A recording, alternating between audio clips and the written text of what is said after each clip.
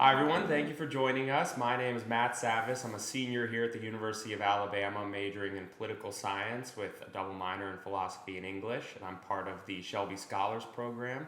Can you introduce yourself real quick? Hi, everybody. I'm Maria Darasavi. I'm also part of the Shelby Scholars Program, and I'm an international studies student here at UA. And Dr. Hall, we're so excited to be talking to you today, and we just wanted to start off by asking, what were some insights or experiences that you gained while working with Senator Shelby, and what were the most impactful of those? Well, thanks for having me. I appreciate talking to you all today. I love the university. It was a formative part of my life. Obviously, my wife and I both came from here. So, I think probably there were, two of the most important things, I think, were obviously when we were here at the university, he ran his first Senate campaign.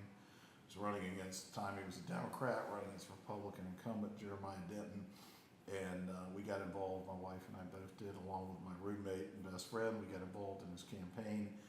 There weren't a whole lot of us for groundwork at that time, and so we worked out of the little campaign office here in Tuscaloosa. And I think that was really the 6-8 months that we spent doing that all the way up through November of the school year was really absolutely fascinating to really learn the nuts and bolts of campaigns and how those things work and the drama that went into that because his ability he came from behind, won by 6,000 votes out of about 1.3 million that were cast. So it was a long night, but again, learned a great deal, and also learned about what a fabulous, frankly, retail politician, people person that he was, and then that translated later after I got out of graduate school. And married my wife to move to Washington, D.C. and then get to work for him and eventually became his legislative director.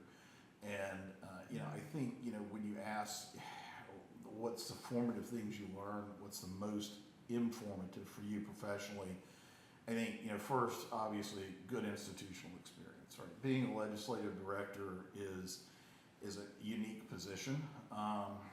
Some people jokingly say, and I've said it before, if it goes north, the chief of staff gets the credit. If it rolls south, you get the blame. So, but in any event, having the purview over everything that goes on legislatively, from relevant committees that the senator sits on, to being able to just watch the institution work up close, and then to be staffed at that level, you get to know people that are of a little more significance. A committee staff director will actually return a legislative director's call, right? So you get to know a kind of unique subset of people within the staff world. And I think all of that institutional knowledge combined, really frankly, with the senators, just incredible ability to work his colleagues and understand and appreciate the institution the way he did, and to make it work ultimately like he did for the state of Alabama, really taught me a lot. And I can tell you from experience of years of being out in the lobbying community and dealing with other friends who work for other mentors and bosses that were in the House of Representatives and the Senate or executive branch, presidents even, they weren't all Richard Shelby. They did not learn the things that I learned, and a lot of my friends that were alumni of his too, because they really did not have bosses who I think were nearly as skilled, adept, and enjoyed what they were doing so much. And that was really, I think the eye opener, and I absorbed much more of it. I think I was far more effective when I got out by being able to distinguish, who really is or can be an effective member, and how do you deal with them versus people that are there keeping the seat warm for 6 or 12 years and they're bored. So. Really interesting. Another question we had was, what kind of leadership qualities did you notice from Senator Shelby and his work that contributed to his effectiveness as a leader? Well, I think first and foremost, you have to, when you think about Senator Shelby, is you have to understand, he grew up in Fairfield, Alabama. His father worked at U.S. Steel, from a large family. In fact, my father's family grew up in the same neighborhood he did, Fairfield Highlands, working little boxes up on the hill, working class neighborhood. Most people, again, worked in and around the steel industry. And I think, the way he came up, he always knew and believed, and still to this day believes in this country, and he believed he was going to better himself and advance himself. And that was the way people constantly thought back in that day, and always, or frankly should still think in this country.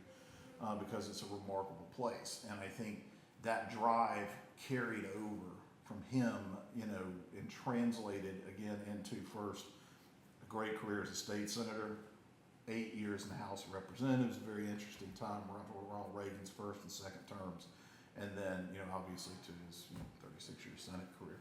But then really what characterized him as far as a leader was, again, I think his just absolute enthusiasm for what he did and his love of his job and appreciation again for the institutions, the country, opportunities. You know, I think he had a core, still does, but I mean, as when he was in office, he had a really core system of beliefs. And I think a lot of people overlook that about him even to this day, that you knew really what he carried forth from Fairfield Highlands to Washington, D.C. And he never forgot it. There were just 4 or 5 things that, you know, he taught me and he believed, and virtually never did he take an action that was not filtered through that lens. And that's what, you know, leaders about, is somebody who has a core set of beliefs. They're worldly and they're experienced, they're educated, they see things from different angles, but at the end of the day, you know, they fall back on a core that they believe is the right way to conduct themselves. And I think and projects that to other people.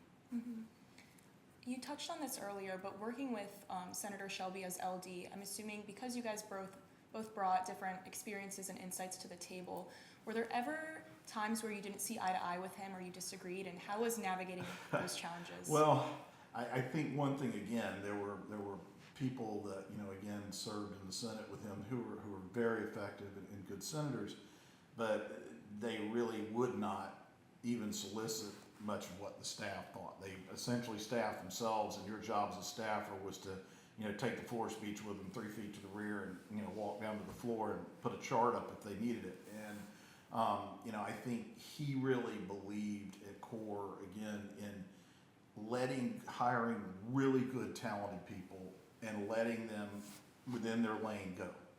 But there were moments that you always understood that, okay, I'm kind of out here, you know, it's time to really go and talk to the boss about what's going on and see what he thinks.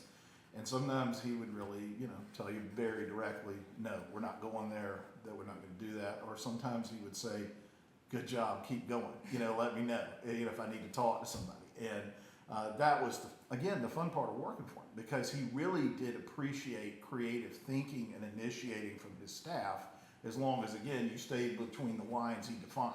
And that was the, you know, so, you know, he had some harsh words for me occasionally, always, I guess, in his own polite, inevitable manner, but it was like, you know, we're not doing that. So, but a lot of other times, most of the time, it was like, hey, that's a really great idea, run it down, keep going.